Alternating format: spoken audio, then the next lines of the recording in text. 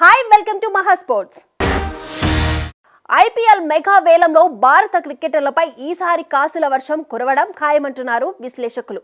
21 కోట్ల కనీస ధరతో 23 మంది భారత స్టార్స్ క్రికెటర్స్ పాల్గొంటున్నారు.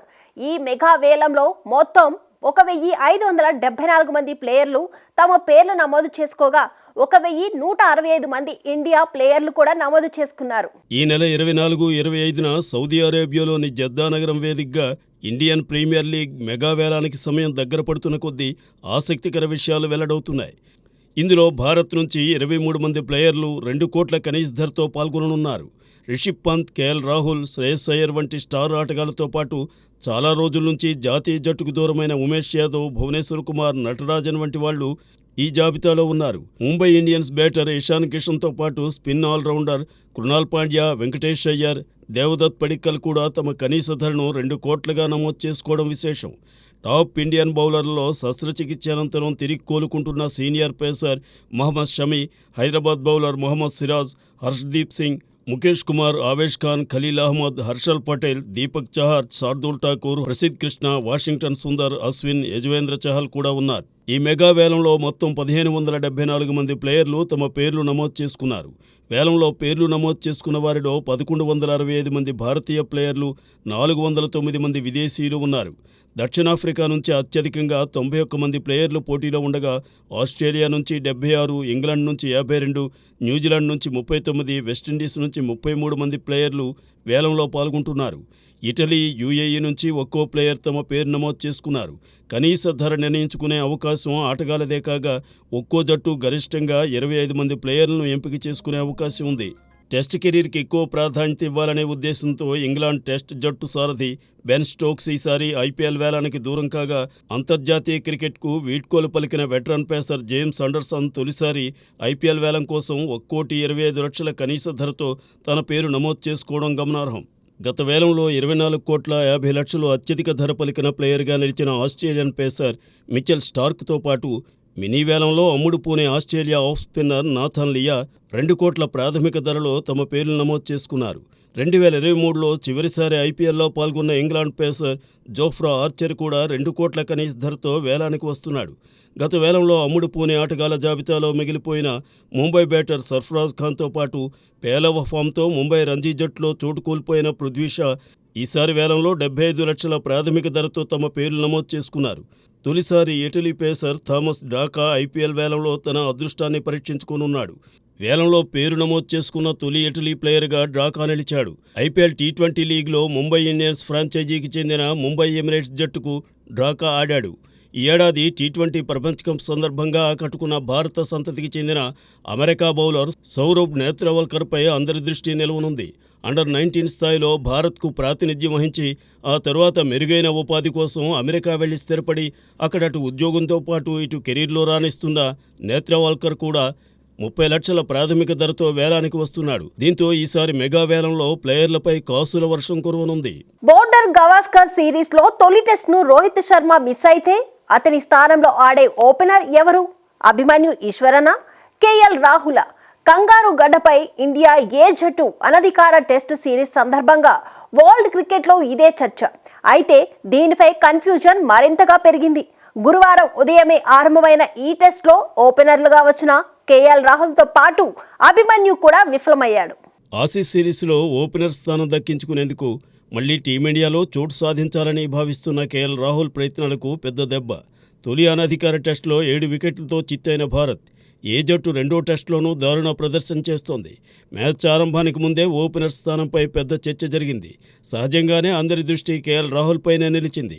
ఇటీవల కాలంలో వరుస వైఫల్యాలతో టీమిండియా జట్టుకు దూరమైన రాహుల్ ఈ నెల 22 నుంచి ఆస్ట్రేలియాతో జరిగే బోర్డర్ గవాస్కర్ సిరీస్లో ఆడతాడా లేదా అన్నది ఈ మ్యాచ్తో తేలిపోతుందని అందరూ భావించారు. కానీ అనూహ్యంగా రాహుల్ కేవలం 4 పరుగులకే పెవిలియన్ చేరాడు. కేవలం 4 బంతులాడి బొలాండి బంతికి కీపర్ పియర్సన్ చేతికి చిక్కాడు. గమనించాల్సిన విషయం ఏమిటంటే యశస్వి జైస్వాల్తో ఓపెనింగ్కు తహతహలాడుతున్న అభిమన్యు ఈశ్వరన్ కూడా విఫలమయ్యాడు. కేవలం 3 బంతులే ఎదుర్కొని నిస్సర్ బౌలింగ్లో డకౌట్గా వెనుదిరిగాడు. దీంతో ఆసీస్ సిరీస్లో మనకు గడ్డుకాలం దాపురించినట్టేనన్న అంచనాలు పెరుగుతున్నాయి. కడపడి వార్తలందే సమయానికి టీమిండియా 8 వికెట్లకు 120 పరుగులు చేసింది. అభిమన్యు సహా సాయి సుదర్శన్, తనుష్ కౌటియాన్ 0 చుట్టేశారు. కెప్టెన్ రుతురాజ్ గైక్వాడ్ 4 పరుగులకే బ్యాట్ ఎత్తేశాడు. ధ్రువ్ జురెల్ ఒక్కడే సాహసోపేతంగా ఆడుతున్నాడు. 141 బంతులాడి 6 ఫోర్లు, 1 సిక్సర్తో 60 పరుగులతో అజేయంగా ఉన్నాడు. దేవదత్ పడిక్కల్, నితీష్ కుమార్ రెడ్డి మాత్రమే డబుల్ డిజిట్ సాధించారు. పడిక్కర్ 26 పరుగులకు నెస్సర్ బంతికి బలవుగా నితీష్ 16 పరుగులు చేసి వెబ్స్టర్కు దొరికిపోయాడు. Aussies test backup seamer Michael Neser 4 వికెట్లు తీశాడు. 2 ఇన్నింగ్స్ల్లోనూ రాహుల్ విఫలమైతే అతని టెస్ట్ కెరీర్ చరమాంకానికి చేరుకున్నట్లే. ఎట్టకేలకు ఫామ్ లోకి వచ్చిన శ్రేయాస్ అయ్యర్ 90 ఏండ్ల రంజీ చరిత్రలో అరుదైన రికార్డు అందుకున్న ఆల్ రౌండర్ జలజ్ సక్సేనా మంచి ఆరంభాన్ని వృధా చేసుకున్న హైదరాబాద్ జట్టు ఉత్తరాఖండ్ తో జరిగిన మ్యాచ్ లో తేలిపోయిన ఆంధ్ర బౌలర్లు. బుధవారం ప్రారంభమైన రంజీ మ్యాచ్ లో ఆసక్తికరమైన విశేషాలను తెలుసుకోవాలంటే వాచ్ ది స్టోరీ. ఫామ్లో లేక ఇబ్బంది పడుతూ టీమిండియాలో చోటు కోల్పోయిన శ్రేయస్ అయ్యర్ భారీ స్కోర్తో మళ్లీ రిథంలోకి వచ్చాడు. ఒడిషాతో బుధవారం మొదలైన రంజీ మ్యాచ్లో 164 బంతుల్లో 18 ఫోర్లు, 4 సిక్సర్లతో 152 పరుగులతో నాటౌట్గా నిలిచి తిరిగి ఫామ్ అందుకున్నాడు. అతనితో పాటు ముంబై ఓపెనర్ సిద్ధేశ్ లాడ్ 116 పరుగులతో సెంచరీ చేయగా మరో ఓపెనర్ ఆంక్రష్ రఘువంశీ 92 పరుగులు చేశాడు. దీంతో 3 వికెట్ల నష్టానికి 153 పరుగులతో కుప్పకూలేలా కనిపించిన ముంబై జట్టు ఆట ముగిసేసరికి 3 వికెట్ల నష్టానికి 385 పరుగుల భారీ స్కోర్ చేసింది. ఇప్పటికే లార్డ్ అయ్యర్ జోడీ అభేద్యంగా 231 పరుగులు జోడించడం విశేషం. 2 వికెట్లతో ఒడిషా బౌలర్ బిప్లవ్ రాణించాడు. రాజస్థాన్తో రంజీ మ్యాచ్లో పటిష్ట స్థితిలో నిలిచే అవకాశాన్ని చేజార్చుకున్నప్పటికీ తొలి రోజు ఆటను హైదరాబాద్ జట్టు మెరుగ్గానే ముగించింది. బుధవారం ప్రారంభమైన ఎలైట్ గ్రూప్ బి మ్యాచ్లో మొదటి రోజు ఆట చివరకు హైదరాబాద్ 5 వికెట్ల నష్టానికి 261 పరుగులు చేసింది. హైదరాబాద్ కెప్టెన్ రాహుల్ సింగ్ 66 పరుగులు చేసి హాఫ్ సెంచరీతో రాణించాడు. క్రీజులో 43 నాటౌట్తో రాహుల్ రాధేశ్, 34 నాటౌట్తో అజయ్ దేవ్గౌడ్ బ్యాటింగ్ చేస్తున్నారు. ఓపెనర్ తన్మయ్ అగర్వాల్ 40 పరుగులు చేయగా అభిరత్ రెడ్డి 21, రోహిత్ రాయుడు 21, హిమతేజ 24 పరుగులతో మంచి ఆరంభాలను వృధా చేసుకున్నారు. రాజస్థాన్ బౌలర్ అజయ్ సింగ్ 3 వికెట్లు సాధించగా దీపక్ చాహర్ ఓ వికెట్ తీసుకున్నాడు. ఉత్తరాఖండ్తో జరుగుతున్న ఎలైట్ గ్రూప్ బి రంజీ మ్యాచ్లో తొలి రోజు ఆటలో ఆంధ్ర బౌలర్లు తేలిపోయారు. వికెట్లు పడగొట్టలేక ప్రత్యర్థి జట్టుకు భారీ స్కోర్ దిశగా సాగే అవకాశం ఇచ్చారు. బుధవారం టాస్ గెలిచి బ్యాటింగ్కి దిగిన ఉత్తరాఖండ్ వికెట్ నష్టానికి 232 పరుగులతో మొదటి రోజు ఆట ముగించింది. 107 నాటౌట్తో ప్రయాస్తు ఖండూరి కొనసాగుతుండగా కెప్టెన్ రవికుమార్ 30 నాటౌట్గా తొలి రోజు ముగించారు. మరో ఓపెనర్ అవనీష్ 86 పరుగులు చేశాడు. ఉత్తరాఖండ్ ఓపెనర్లు తొలి వికెట్కు 157 పరుగులు జోడించడంతో బలమైన ప్రారంభం దక్కింది. ఈ భాగస్వామ్యాన్ని విడగొట్టేందుకు ఆంధ్ర బౌలర్లు అన్ని రకాలుగా ప్రయత్నించారు. చివరకు ఆవేష్ను స్పిన్నర్ లలిత్ మోహన్ పెవిలియన్కు పంపడంతో ఆంధ్ర జట్టుకు ఊరట కలిగింది. 90 ఏళ్ల రంజీ ట్రోఫీ చరిత్రలో 6000 పరుగులు, 400 వికెట్లు సాధించిన తొలి ఆటగాడిగా కేరళ ఆల్రౌండర్ జలజ్ సక్సేనా చిరస్మరణీయ రికార్డు సాధించాడు. ఉత్తరప్రదేశ్తో ఎలైట్ గ్రూప్ సి మ్యాచ్ సందర్భంగా జలజ్ 400 వికెట్ల మైల్ రాయిని అందుకున్నాడు. బెంగాల్తో జరిగిన గత మ్యాచ్ సందర్భంగా అతడు 6000 పరుగులు పూర్తి చేశాడు. దీంతో అతను అరుదైన ఘనత సొంతం చేసుకున్నాడు. 37 ఏళ్ల సక్సేనా 2005లో మధ్యప్రదేశ్ తరపున ఫస్ట్ క్లాస్ కెరీర్ ప్రారంభించాడు. అక్కడ ఆడుతూ 11 ఏళ్లలో 4041 పరుగులు చేశాడు. 159 వికెట్లు పడగొట్టాడు. 2016-17 సీజన్ నుంచి కేరళకు ఆడుతున్న సక్సేనా రంజీల్లో అద్భుతమైన రికార్డు నెలకొల్పాడు. అందుకు దారి తీసిన కారణాలను రాయల్ ఛాలెంజర్స్ బెంగళూరు జట్టు స్పష్టంగా వివరించినట్లు చెబుతున్నాడు. 3 టీమిండియన్ ప్లేయర్ల లక్ష్యంగా ఆర్సీబీ జట్టును పునర్నిర్మించాలని, వారికి ఫారిన్ ప్లేయర్ల తోడ్పాటు అవసరమని, కావాలన్న ఆర్సీబీ వ్యూహం నచ్చిందని వివరిస్తున్నాడు. ఆర్సీబీ గొప్ప ఫ్రాంచైజీ, ఆ జట్టుతోనే వచ్చే సీజన్ కొనసాగాలని ఆశిస్తున్నానని చెబుతున్నాడు ఈ మైటీ ఆస్ట్రేలియన్ ఆల్రౌండర్ మ్యాక్స్వెల్. అంతర్జాతీయ క్రికెట్ నుంచి రిటైర్మెంట్ అనంతరం డేవిడ్ వార్నర్ కు భారీ ఊరట లభించింది. బాల్ టాంపరింగ్ లో కుంభకోణంతో వార్నర్ కెప్టెన్సీ చేపట్టకుండా విధించిన జీవితకాలం నిషేధాన్ని గత నెలలో క్రికెట్ ఆస్ట్రేలియన్ తొలగించింది.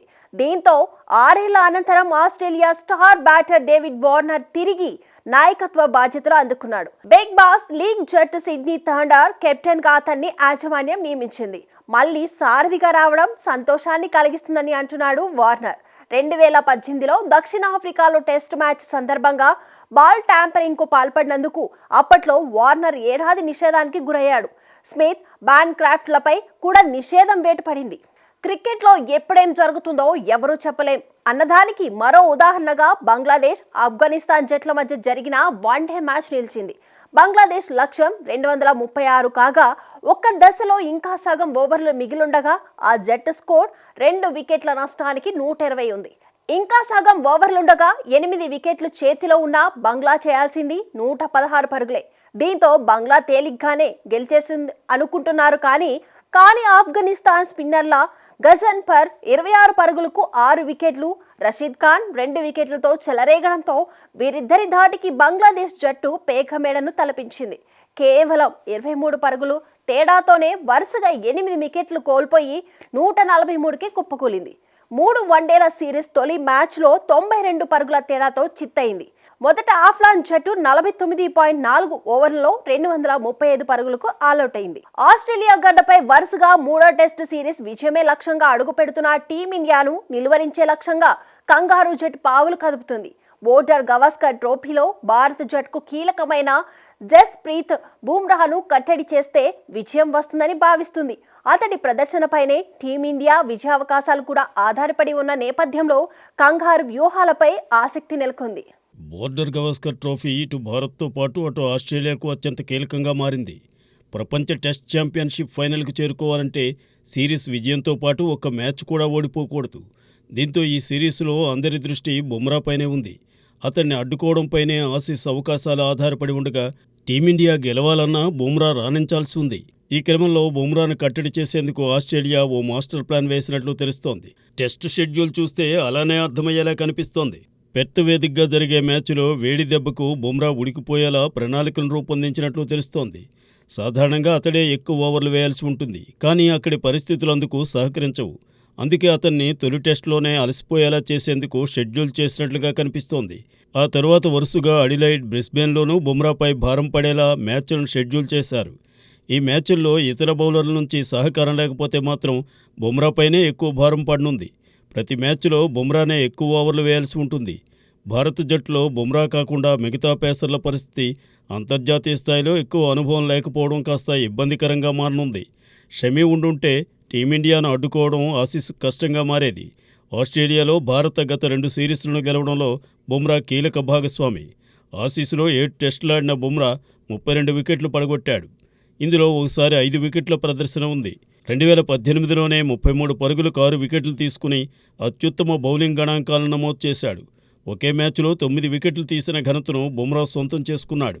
రికార్డుల master, chasing master king Kohli సరికొత్త రికార్డులకు చిరునామా కాగా గత కొన్నేళ్లుగా అతని ప్రదర్శన పడిపోతూ వస్తుంది. ఒకప్పుడు అలవోకగా సెంచరీలు బాదిన అతను ఇప్పుడు క్రీజ్లో కుదురుకోవడానికి తంటాలు పడుతున్న పరిస్థితి. దీంతో 10 ఏళ్ల అనంతరం టెస్ట్ ర్యాంకింగ్స్లో తొలిసారి టాప్ 20 నుంచి పడిపోయాడు.